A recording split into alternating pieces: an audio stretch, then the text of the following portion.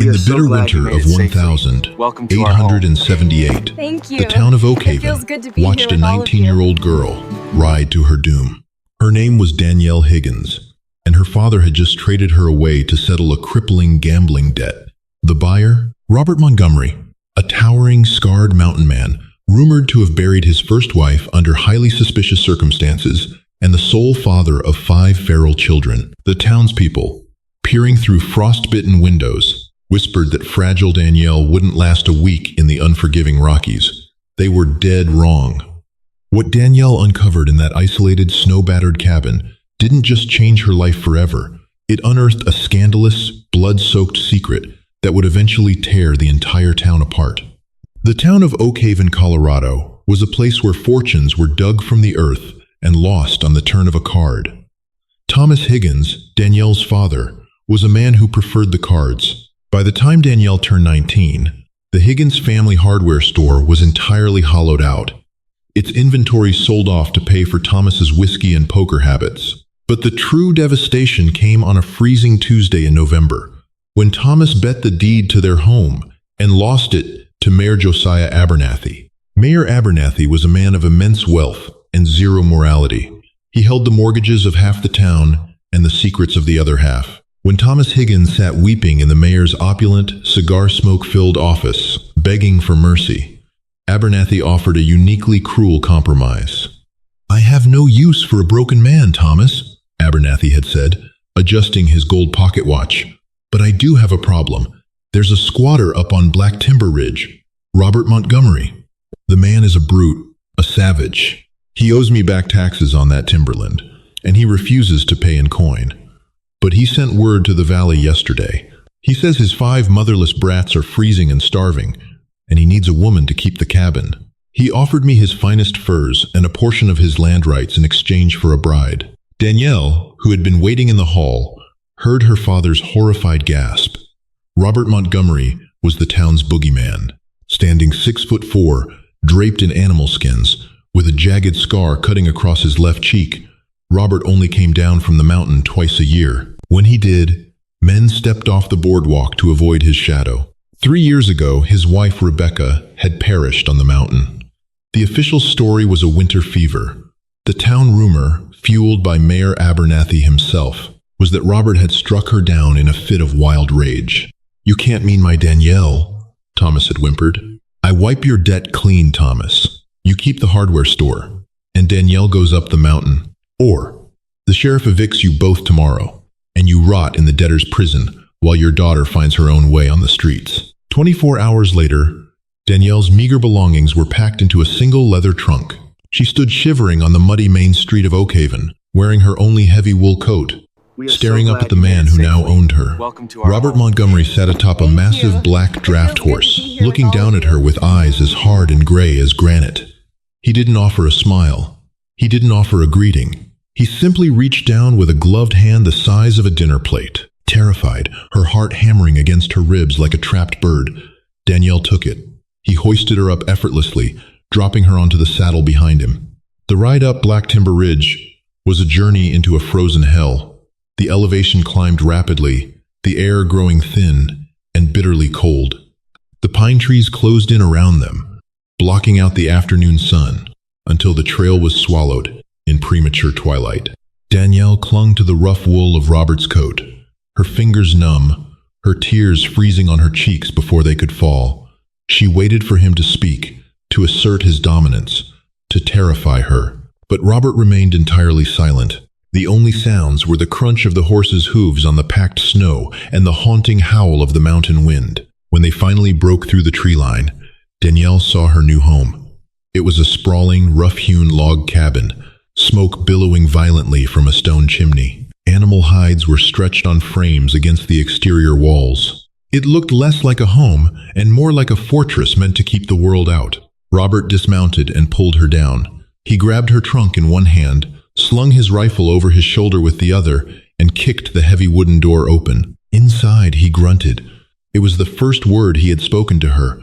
His voice was like grinding stones, deep and rusted from disuse. Danielle stepped over the threshold, her breath catching in her throat as the smell of wood smoke, stale sweat, and burnt porridge assaulted her. She braced herself to face the monster's lair. She had no idea that the real monsters were the ones waiting for her by the hearth. The interior of the cabin was a portrait of chaos. Dirty cast-iron pots were stacked haphazardly near the fireplace. Mud and melting snow coated the floorboards. Clothes were strewn across wooden chairs, and the air was thick with tension.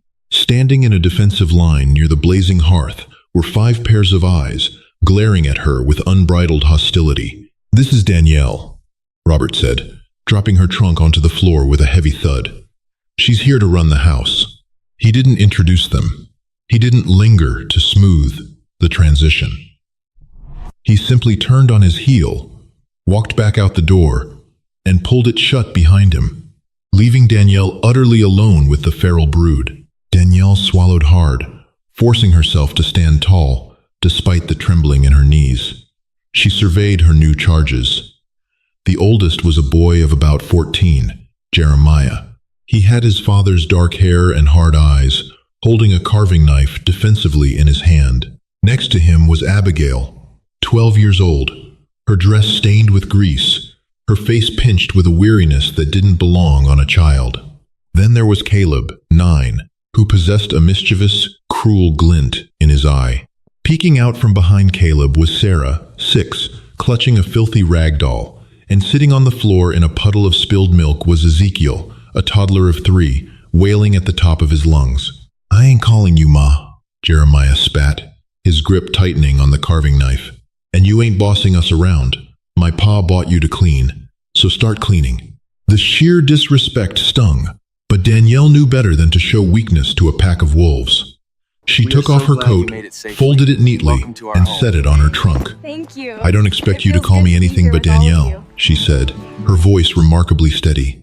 "And I am not here to be your mother. But as long as I am standing in this cabin, we are going to eat off clean plates, and we are not going to live like swine." Caleb laughed, a harsh, grating sound, and deliberately kicked the spilled milk across the floor toward Danielle's boots. "Clean that up, servant."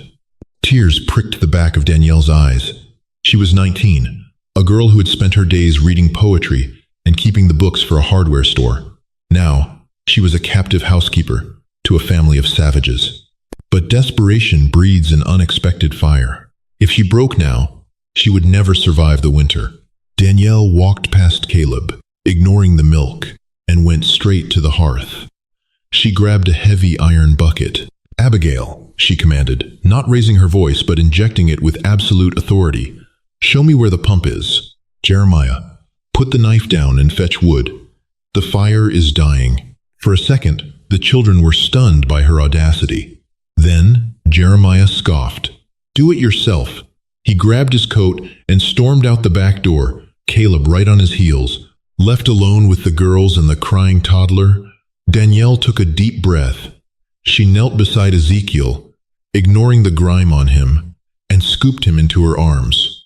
To her surprise, the boy didn't fight her. He buried his face in her neck, exhausted. The first 2 weeks were a brutal war of attrition. Danielle woke before dawn, breaking the ice in the wash basin to scrub her face, before tackling the mountains of laundry, the cooking, and the endless dirt. The boys actively sabotaged her. Caleb threw a handful of dirt into her freshly kneaded bread dough. Jeremiah hid the axe so she couldn't chop kindling. Robert remained a ghost. He left before sunrise to check his trap lines and fell timber, returning long after dark. He would eat the food Danielle left warming by the fire, smoke his pipe in silence, and retreat to a small cordoned-off room in the back. He never intervened.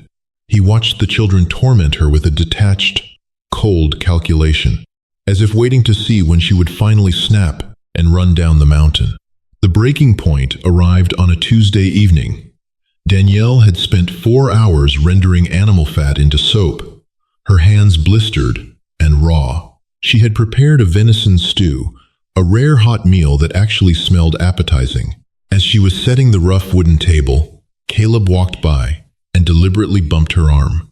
The entire pot of stew crashed to the floor, shattering the clay bowl and sending a wave of scalding meat and broth across the newly scrubbed floorboards. Caleb smirked. Jeremiah leaned against the wall, arms crossed, waiting for the explosion.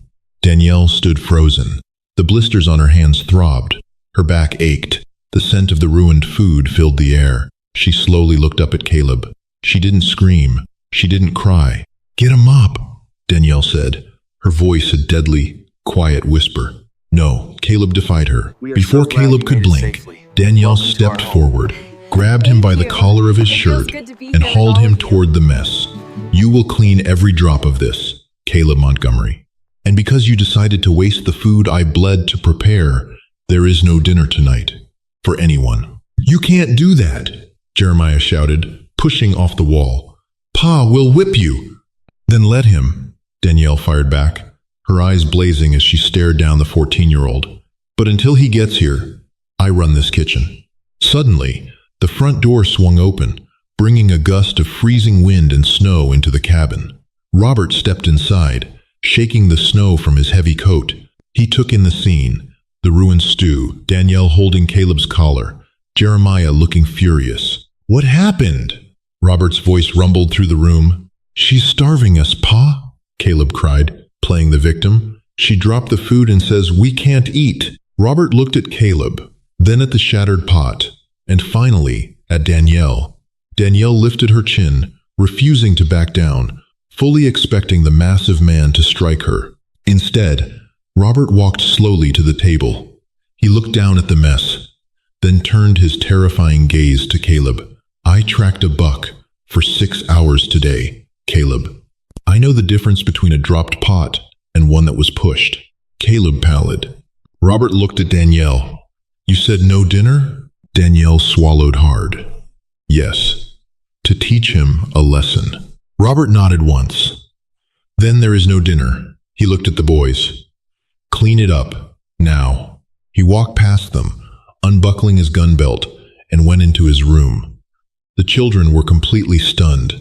Their father, the terrifying mountain man, had just backed the 19-year-old girl. In that quiet, tense moment, the power dynamic in the cabin shifted forever.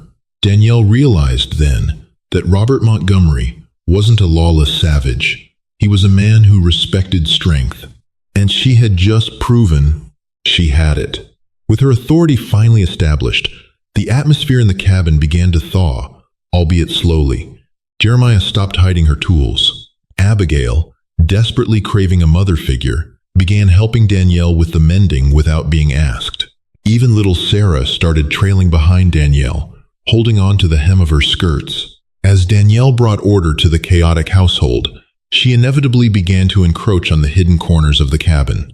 It was mid-December when she made the first discovery. Robert had taken Jeremiah and Caleb out for a 3-day hunting trip to stock up before the deep winter blizzards hit. Danielle was using the time to aggressively deep clean the stone hearth. While scrubbing the soot from the loose floorboards near the fireplace, one of the heavy oak planks shifted beneath her brush. Curiosity getting the better of her, Danielle pried the board up. Beneath it, nestled in the dry dust, was a small, velvet-lined wooden box. Her heart pounded as she opened it. Inside lay a delicate silver locket, heavily tarnished, and a bundle of letters tied with a faded ribbon. Danielle knew she was invading Robert's privacy, but the town's rumors echoed in her mind. Robert murdered Rebecca. Robert is a monster. She untied the ribbon. The letters were not from Robert. They were addressed to Rebecca Montgomery, and the handwriting was elegant, sharp, and terribly familiar. Danielle opened the first letter. At the bottom of the parchment was the signature, Josiah Abernathy. Her breath hitched. The mayor of Oakhaven, the man who had forced her into this marriage. Why was he writing to Robert's dead wife? Danielle read the letter, her eyes widening with every line. It was a letter of extortion. Abernathy was threatening Rebecca, claiming he had proof of a crime her brother had committed back east. He was demanding that Rebecca convince Robert to sign over the mineral rights to Black Timber Ridge, or Abernathy would see her brother hang.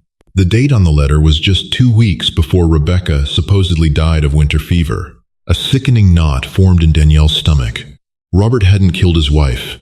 Mayor Abernathy had been blackmailing her, driving her to madness or worse. The debt Abernathy claimed Robert owed wasn't taxes. It was a fabrication. Before Danielle could process the full weight of her discovery, a sharp, Frantic banging echoed from the front door. Danielle shoved the box back beneath the floorboard, kicked the plank into place, and rushed to the door.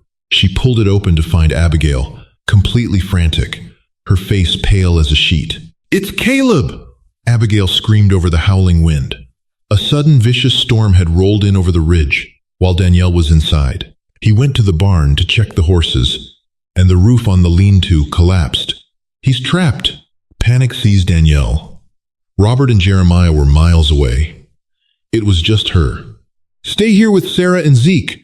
Do not open this door," Danielle commanded. She didn't bother grabbing her coat. There was no time. She plunged out into the blinding whiteout. The wind hit her like a physical blow, knocking the breath from her lungs. The snow was already knee-deep and falling so fast she couldn't see 10 feet in front of her. She fought her way toward the barn, the cold biting into her skin like 1,000 tiny needles. When she reached the lean-to attached to the main barn, she saw the disaster. The heavy snow accumulation had snapped the support beams.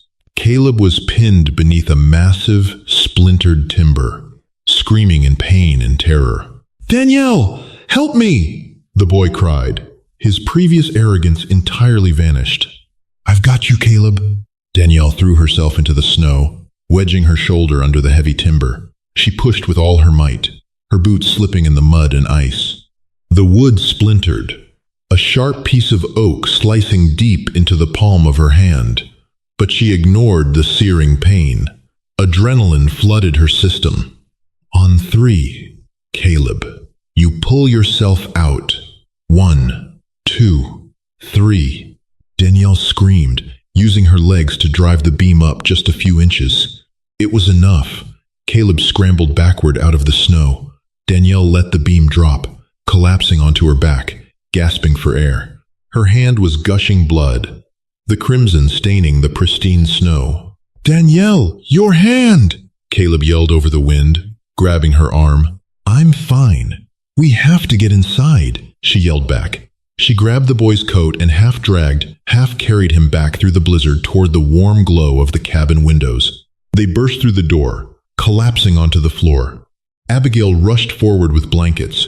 Danielle sat up, shivering violently, clutching her bleeding hand to her chest. Suddenly, the door flew open again.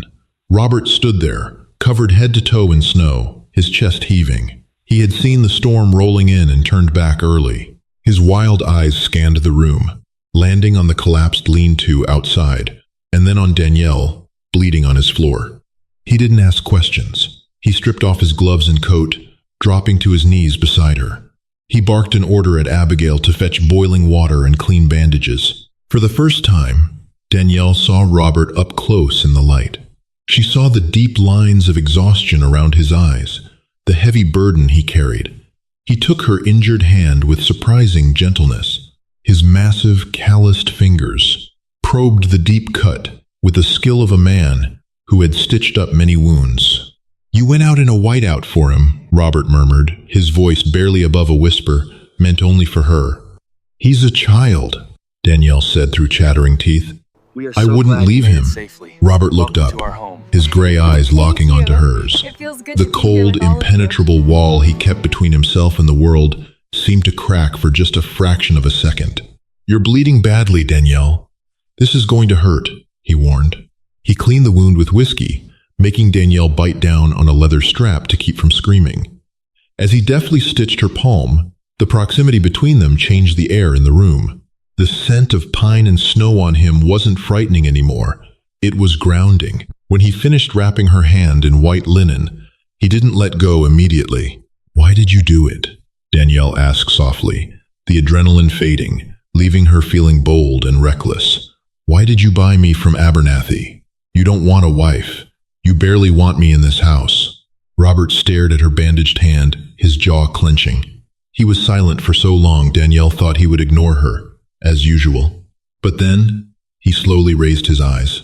"I didn't buy you to be a servant, Danielle," Robert said, his voice rough with an emotion he was fighting to suppress. "I was in town 3 weeks ago.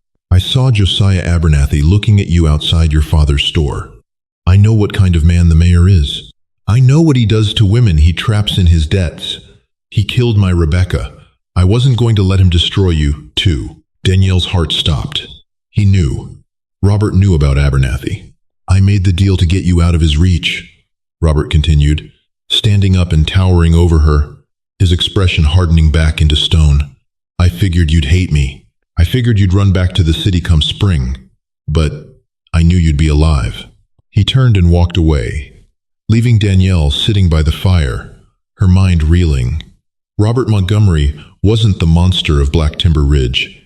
He was its guardian. And Mayor Josiah Abernathy had no idea that the girl he had cast away to die was about to become the weapon that would bring his empire to its knees. For the next month, the cabin was snowed in, buried beneath drifts that piled up to the eaves. The isolation could have been maddening, but for the first time since Danielle's arrival, the atmosphere was one of a unified front. The incident with the collapsed lean-to had irreparably altered the dynamic. Caleb, once her chief tormentor, had become her fiercest shadow. He hauled water without being asked, kept the woodbox overflowing, and glared at anyone who made Danielle use her healing hand too much. Jeremiah, seeing his father's quiet reverence for Danielle, dropped his rebellious posturing and stepped into the role of a reliable lieutenant. But the most profound shift was between Danielle and Robert. The revelation that he had sacrificed his own peace and a portion of his hard-earned timber wealth to save her from Mayor Abernathy stripped away the terrifying facade of the mountain man. In its place, Danielle saw a profoundly wounded, fiercely protective patriarch. One evening in late January, after the children were asleep in the loft and the wind was howling its familiar, lonely song against the logs, Danielle decided it was time to play her hand.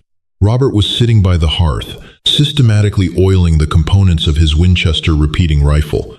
Danielle sat across from him, mending a tear in one of Ezekiel's woolen shirts. She set the shirt aside, reached into the deep pocket of her apron, and withdrew the velvet-lined box she had unearthed from beneath the floorboards. She set it on the rough-hewn table between them.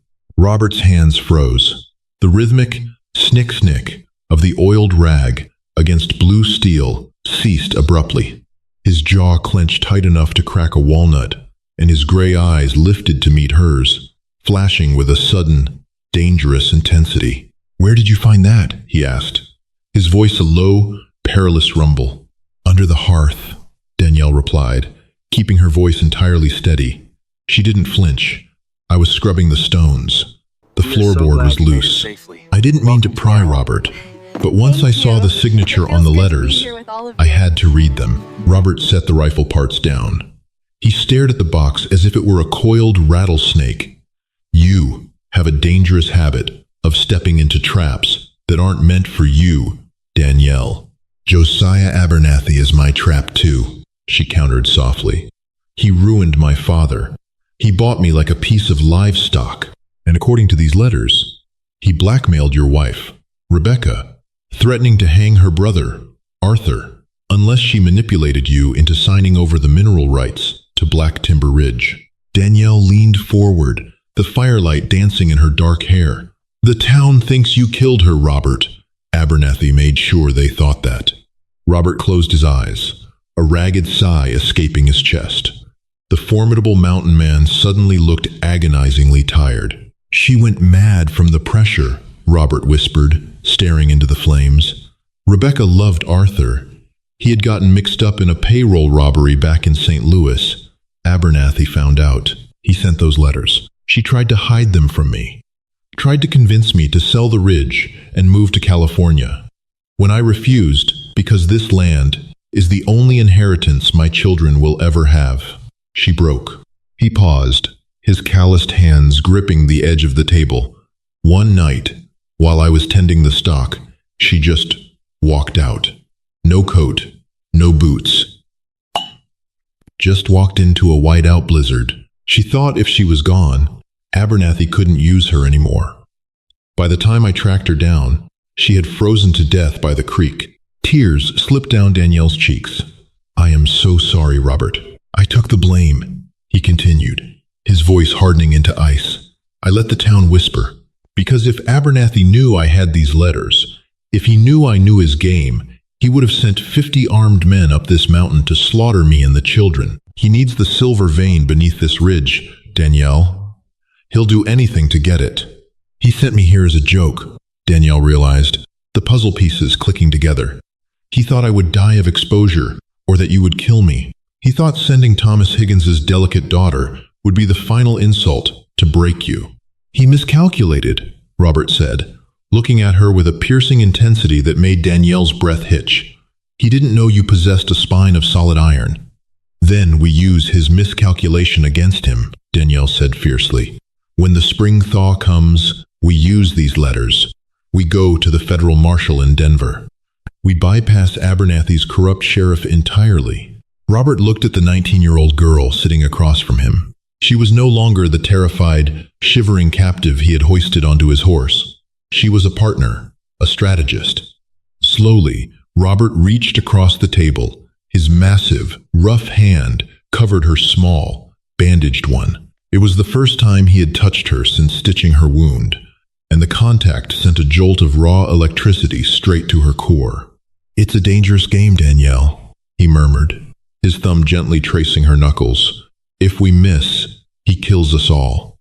"I am already dead to the town of Oakhaven," Danielle whispered. Her eyes locked on his lips, suddenly overwhelmingly aware of his proximity, of the scent of wood smoke and male musk that clung to him. "But I'm alive up here." Robert inhaled sharply. He leaned in, the space between them evaporating. For a second, Danielle thought he was going to kiss her. Her heart hammered against her ribs. But then he pressed his forehead gently against hers, a gesture of profound trust and agonizing restraint. "Tomorrow," Robert rumbled against her skin, "I start teaching you how to shoot." April arrived not with a gentle whisper, but with the violent, cracking groan of melting ice. The frozen creeks roared back to life, rushing down the mountain with ferocious speed. The suffocating white of winter gave way to deep, muddy browns and the vibrant, startling green of new pine shoots. With the thaw came the breaking of their isolation. They had spent the last 2 months preparing. Robert was true to his word. Every afternoon, behind the barn, he taught Danielle how to handle a firearm. She learned to clean, load, and fire the Winchester, and she practiced drawing a heavy Colt revolver from a hip holster until the webbing of her hand was bruised. She wasn't a crack shot, but she was entirely capable of defending the cabin at close range.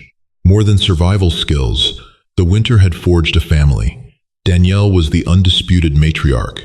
Robert looked to her for counsel, the children looked to her for comfort, and the nights by the fire were filled with quiet conversations and stolen, lingering glances between Danielle and Robert that spoke of a deep, burning attraction neither was quite ready to voice aloud. But the real world could be held at bay only for so long. On a bright Tuesday morning, Robert packed his saddlebags.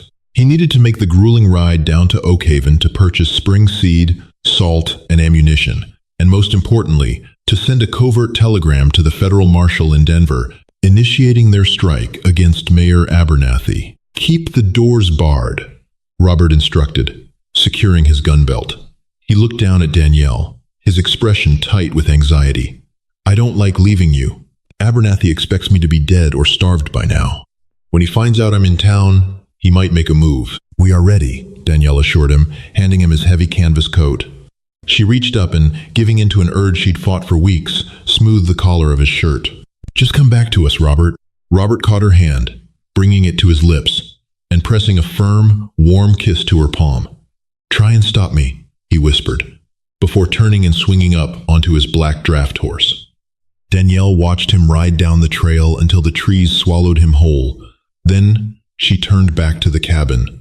"Jeremiah," she called out, "bring the shotgun into the kitchen. Keep it loaded." It took less than 6 hours for trouble to find them. It was mid-afternoon when the dog started barking frantically. Danielle, who had been kneading bread dough, wiped her hands on her apron and stepped out onto the porch. Jeremiah flanked her on the right, clutching the double-barreled shotgun, while Abigail herded the younger children into the root cellar. Riding up the muddy trail were 3 men. Danielle recognized the man in the center immediately, Sheriff Horace Miller. He was a bloated, corrupt man who carried out Abernathy's dirty work while wearing a tin star. Flanking him were two hired thugs from the saloon, heavily armed and looking decidedly nervous about being on Black Timber Ridge.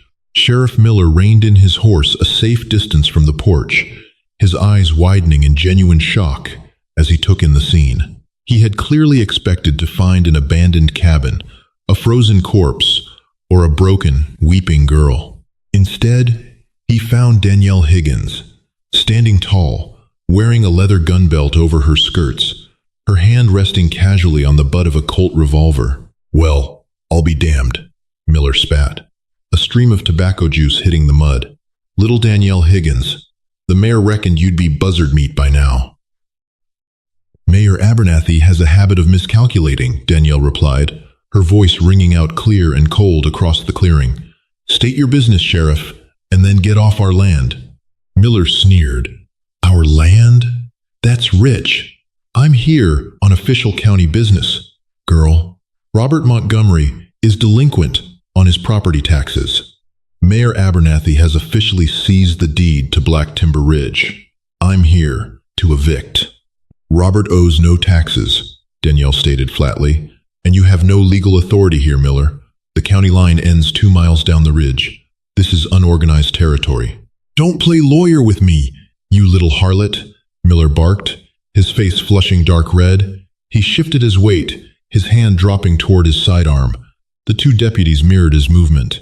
Beside her, Jeremiah raised the shotgun, the metallic clack-clack of the hammers cocking, echoing like a thunderclap in the tense silence. "I'll blow you out of the saddle before you clear leather, Miller," the 14-year-old warned, his voice steady. Miller hesitated. He was a bully, not a soldier, and looking down the twin barrels of a 1-2 gauge, held by a boy with nothing to lose, was a sobering experience. Danielle stepped forward to the edge of the porch steps. She didn't draw her gun, but her posture was lethal. "You go back down that mountain, Horace. You go back to Josiah Abernathy, and you tell him that Robert isn't here, but his wife is." Miller laughed nervously. "Wife? You ain't married to that savage." "I am the lady of this house," Danielle declared, owning the title completely.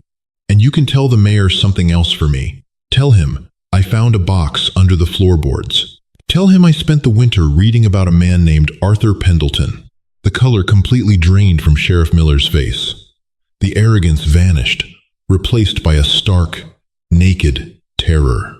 Even a low-level stooge like Miller knew the name of the man Abernathy had used to blackmail Rebecca Montgomery to her death. If Danielle knew that name, she knew everything. "You're crazy," Miller stammered, pulling hard on his reins, forcing his horse to step backward. "Tell Josiah," Danielle yelled, her voice echoing off the pine trees, "that the mountain remembers, and we are coming for him." Miller didn't utter another word. He spurred his horse viciously, turning tail and galloping back down the muddy trail, his two hired guns scrambling to keep up. Danielle stood on the porch, her heart pounding furiously against her ribs, the adrenaline making her fingers tingle. Jeremiah lowered the shotgun, looking at her with a mixture of awe and fear. "They'll be back, Danielle," Jeremiah said quietly. "He won't let us keep those letters. He'll send an army next time." "I know," Danielle breathed, turning to look back at the trail where Robert had disappeared hours ago. The opening skirmish was over, but the war for Black Timber Ridge had just begun. Now, they had to survive long enough for Robert to return, and for the federal marshal to answer their call. The sun dipped below the jagged peaks of the Rockies, painting the sky in violent streaks of bruised purple and blood red. Inside the cabin, the air was thick with the smell of gun oil and the terrified, stifled sobs of little Sarah. Danielle had barricaded the heavy oak door with the dining table and dragged every piece of heavy furniture in front of the ground floor windows. She had ordered Abigail to take the youngest children down into the root cellar beneath the kitchen floorboards, giving them strict instructions not to make a sound, no matter what they heard above. Jeremiah stood by the front window, peering through a narrow crack in the heavy wooden shutters. He clutched the 1-2 gauge shotgun, his knuckles white. "They're coming, Danielle," Jeremiah whispered, his voice cracking with the pitch of adolescence and raw fear. I see torches down the trail. Danielle moved to his side, her Colt revolver heavy in her hand. Below, winding up the switchbacks of Black Timber Ridge, was a line of orange flames. Mayor Josiah Abernathy hadn't sent the sheriff this time. The cowardly Horace Miller had likely refused to ride back up the mountain. Instead, Abernathy had opened his deep pockets. Danielle counted at least 12 men on horseback. Leading them wasn't a lawman, but a notorious hired gun from the mining camps down south, a man known only as Bloody Bill Stanton. Abernathy knew his empire was crumbling. If the federal marshal received those letters, the mayor would hang for extortion and his indirect role in Rebecca Montgomery's death. He wasn't here to evict them. He was here to burn the cabin to the ground and bury his secrets in the ashes. "Listen to me, Jeremiah," Danielle said, turning the boy by his shoulders to face her. "You fire only when they are close enough that you cannot miss. You aim for center mass. If they breach the door, you drop the shotgun, you pull your hunting knife, and you get in that root cellar with your brother and sisters. You do not let them take you. Do you understand?" "What about you?" Jeremiah asked, tears pooling in his fierce, dark eyes. "I am going to hold the line until your father gets back." Danielle lied smoothly, knowing full well Robert was likely still a day's ride away. Outside, the horses came to a halt at the edge of the clearing. The dancing light of the torches cast long, demonic shadows across the snowmelt and mud. "Danielle Higgins," Bill Stanton's gravelly voice boomed through the crisp night air. "The mayor sends his regards. Throw out the lockbox with the letters and step out onto the porch with your hands empty. Do that, and we let the brats walk down the mountain alive. Refuse, and we roast you all like pigs on a spit." "Go to hell, Stanton!" Danielle screamed back, her voice ringing with a feral defiance that shocked even her. "Have it your way, little girl. Light 'em up, boys." The first bullet shattered the top pane of the window, showering the floor with glass. Danielle tackled Jeremiah to the floorboards just as a volley of lead tore through the cabin's exterior. The sound was deafening, a relentless, thunderous barrage that splintered wood and destroyed the pottery on the shelves. Danielle crawled on her belly to a side window. She peeked over the sill and fired 3 blind shots from her heavy Colt into the darkness. A man cried out in pain, and a horse whinnied in panic. But the return fire was immediate and overwhelming. "They're moving to the flank!" Jeremiah yelled over the din, pointing toward the kitchen. "The barn! They're lighting the barn!" Danielle cried out. Through the gaps in the logs, she saw the orange glow intensifying. The thugs had tossed their torches onto the dry hay stored in the lean-to. The flames licked hungrily up the dry timber siding. The smoke began to drift toward the cabin, thick and choking. A heavy thud echoed from the front door. They were using a felled pine log as a battering ram. Thud. The iron hinges of the heavy door groaned, the wood splintering inward. Danielle reloaded her revolver, her hands shaking violently, dropping 2 bullets onto the floor in her panic. She snapped the cylinder shut and leveled it at the door. Beside her, Jeremiah cocked both hammers of the shotgun. Thud. The top hinge snapped. The door buckled, creating a 6-inch gap. "Get ready," Danielle breathed, her finger tightening on the trigger. She prepared herself to die on the filthy floorboards of a mountain cabin, defending children that weren't hers by blood, but were wholly hers by heart. Just as the men outside drew back the ram for the final fatal blow, the deafening crack of a Winchester repeating rifle echoed from the high ridge behind the cabin. It wasn't a blind shot in the dark. It was the precise, lethal report of a master marksman. The man holding the front of the battering ram dropped like a stone, a bullet through his shoulder. A second shot rang out, then a third. Panic erupted among Abernathy's hired guns. They hadn't expected an ambush from behind. "Sniper in the tree line!" Stanton roared, drawing his sidearms and firing wildly into the dark pines. The Winchester fired again, striking Stanton's horse. The beast reared up, throwing the hired gun into the mud. "Robert," Danielle gasped, tears of sheer relief spilling over her lashes. But Robert wasn't alone. As the smoke from the burning barn drifted across the clearing, a line of riders crested the ridge, silhouetted against the moonlight. There were 10 of them, moving with disciplined, military precision. At their head rode a man in a long duster, a silver star gleaming faintly on his chest. "Federal Marshals, drop your weapons!" the man roared, his voice cutting through the chaos like a whip. It was Marshal Thaddeus Iron Blackwood, out of Denver. Stanton, covered in mud and blood, looked at the federal marshals, then at the impenetrable darkness of the tree line, where Robert Montgomery was methodically chambering another round. Stanton dropped his guns and raised his hands. The rest of the surviving thugs quickly followed suit. The siege was broken. Danielle scrambled to her feet and tore the barricade away from the door with strength she didn't know she possessed. She practically fell out onto the porch, coughing on the smoke, her dress covered in soot and glass. From the shadows of the tree line, a massive figure emerged, riding a black draft horse. Robert didn't wait for the horse to fully stop before he swung down from the saddle. He sprinted across the muddy clearing, ignoring the federal deputies binding the prisoners. "Danielle!" he roared. Danielle threw herself off the porch, meeting him halfway. Robert caught her in his massive arms, lifting her completely off her feet and crushing her to his chest. He buried his face in her smoke-scented hair, his massive frame shaking with a tremor of pure adrenaline and delayed terror. "I've got you," Robert whispered fiercely into her ear, holding her so tight she could barely breathe. "I swear to God, I've got you." The morning sun rose over a town completely transformed. Oak Haven's main street was lined with stunned citizens who had been awoken by the clatter of 20 horses riding into town.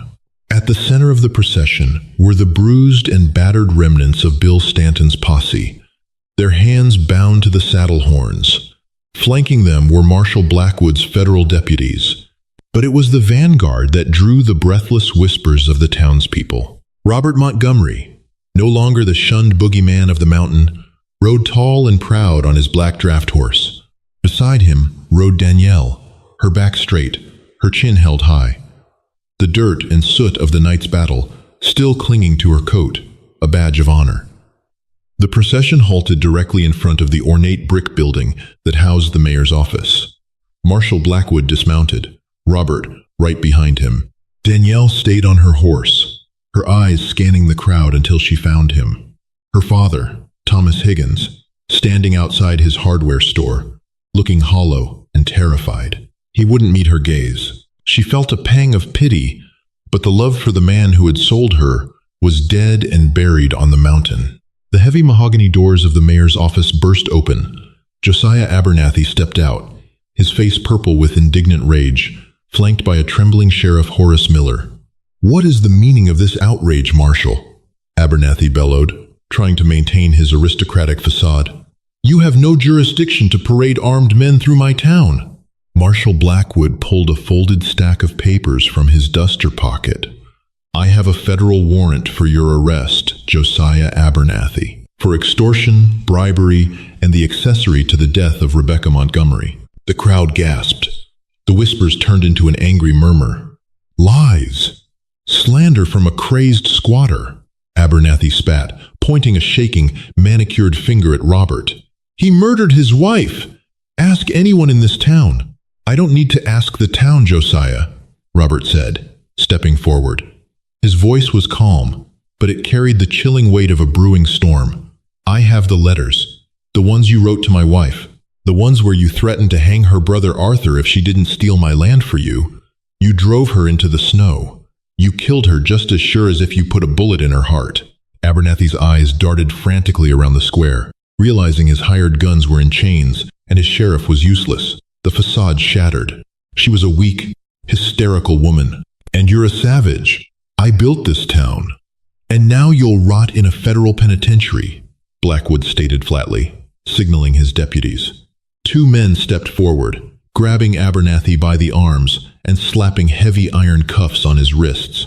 As Abernathy was dragged away, screaming curses, the townspeople of Oak Haven slowly turned their gaze back to Robert and Danielle. The monster of Black Timber Ridge had been unmasked, not as a killer, but as a victim of a corrupt tyrant.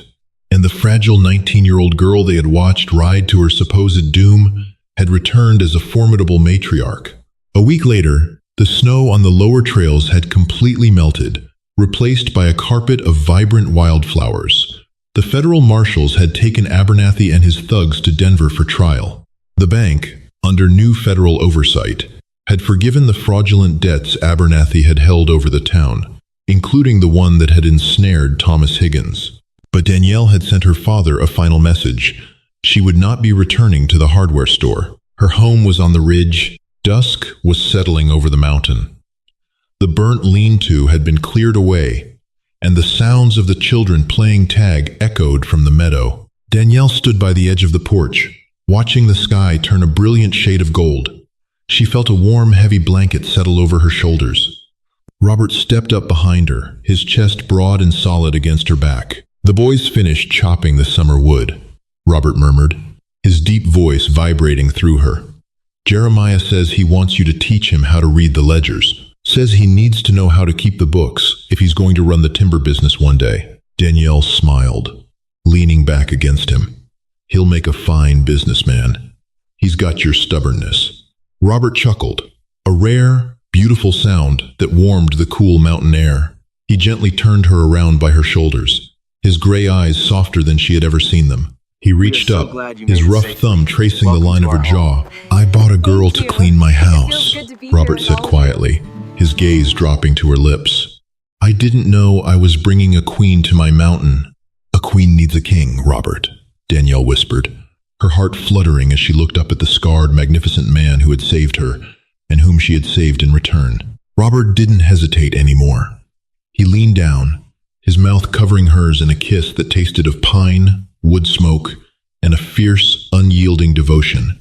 It was a kiss that sealed the past and promised a future. Danielle wrapped her arms around his neck, kissing him back with all the wild, untamed passion of the frontier. At 19, she had been sold to a monster to pay a debt. But as the stars emerged over Black Timber Ridge, Danielle knew she hadn't just survived the mountain. She had conquered it. Danielle's journey from a terrified pawn to the fierce matriarch of Black Timber Ridge proves that the most resilient steel is forged in the coldest fires. She didn't just survive the harsh realities of the Wild West. She confronted a corrupt empire, healed a broken family, and found a passionate, profound love with a man the world had unjustly deemed a monster. Robert and Danielle's story is a testament to the fact that true strength isn't about the power you hold over others, but the courage you show when defending the people you love. If this Wild West romance kept you on the edge of your seat, hit that like button and share this story with your friends. Don't forget to subscribe to the channel for more thrilling, dramatic tales of survival and love. Let us know in the comments below, which twist shocked you the most? Finding the hidden letters or the explosive shootout at the cabin? See you in the next video. Hi, my name is William Sunny, the owner and manager of Iron Cowboy Gardena. After watching the video, at 19 she was given to a mountain man with 5 children. What happened next shocked the entire town. I'd really like to know what you think. How did this story make you feel? For me, the strongest part of the story was watching Danielle slowly earn trust in a place where nobody expected her to survive. What began with fear and loneliness gradually turned into loyalty, family, and respect. I think it's a reminder that people are often more complicated than the rumors told about them, and sometimes patience can completely change the way we see someone. What moment made you start looking at Robert differently? And do you think Danielle's courage came naturally, or was it something the mountain forced her to discover about herself? In real life, I think we all meet people carrying hidden pain or hard pasts, and a little understanding can go a long way. If this story stayed with you in some way, feel free to leave a comment, like, or subscribe. I always enjoy hearing your thoughts and seeing where everyone's watching from.